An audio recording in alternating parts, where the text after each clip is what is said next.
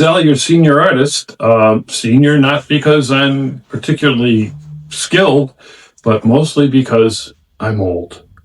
And what I'm doing today is I'm starting this new project. You'll see it right here.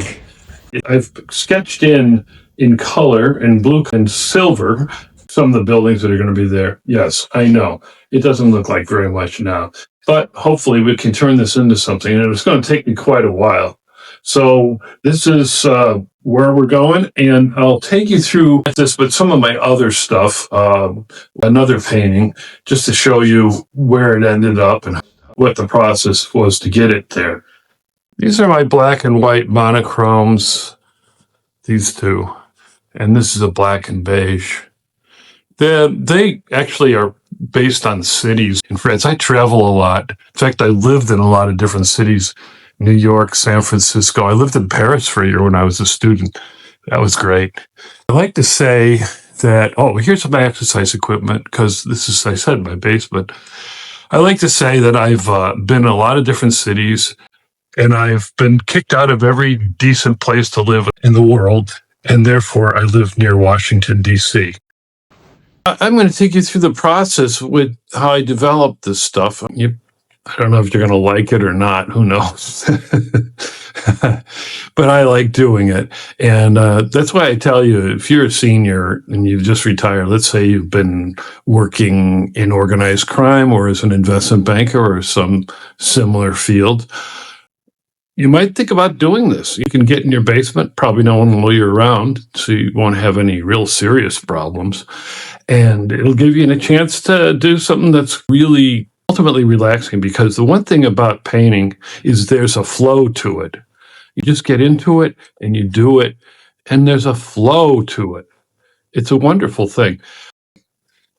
I think I'm going to show you a picture that I've just started, and then I'll go to a picture that I'm developing, and then I'll finish this up.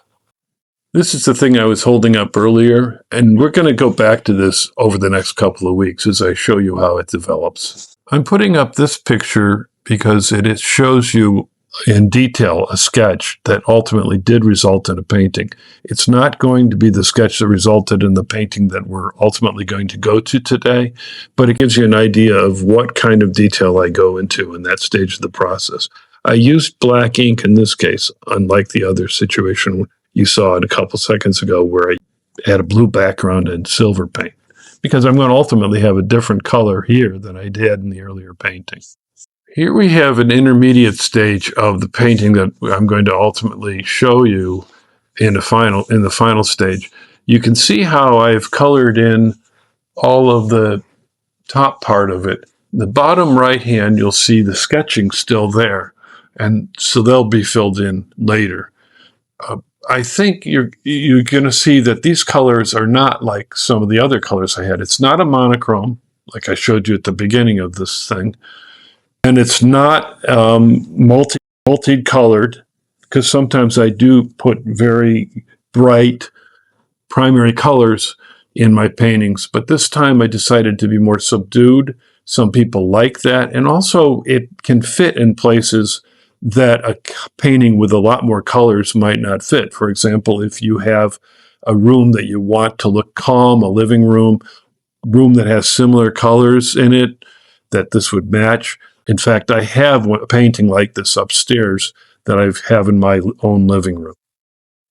Here's the final painting. You'll see that I have grays, beiges, and brown. Brown is the dark color.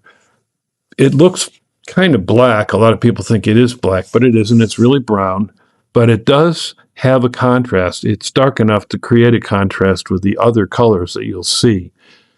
The mix is a nice mix. It's very harmonious. I covered the whole painting with different forms. I love these forms because they really represent the forms that you commonly would see in a city, and also they work as an abstract, because it's clearly not intended to be realistic. It's semi-representational, but it's clearly not intended to be realistic.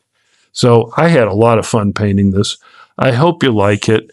And if you do, you can find it on my website, which is studiogroff.com. studiograph originals.net. Thanks. By the way, let me add that this painting was shown at the Delaplane Arts Center, and it recently sold. So I'm particularly happy with how it came out. Thanks for joining me. I hope you like what we've been doing today. I put above on my logo my contact information, and you can go to my website. As I said, it's studiograph originals.net. On my website, I have originals, not of this particular painting because I said it's sold, but of other paintings that are similar, and you can buy them in originals in many cases, and also in every case you can buy them as prints, which are really well done by Fine Art America. Thanks again. Bye.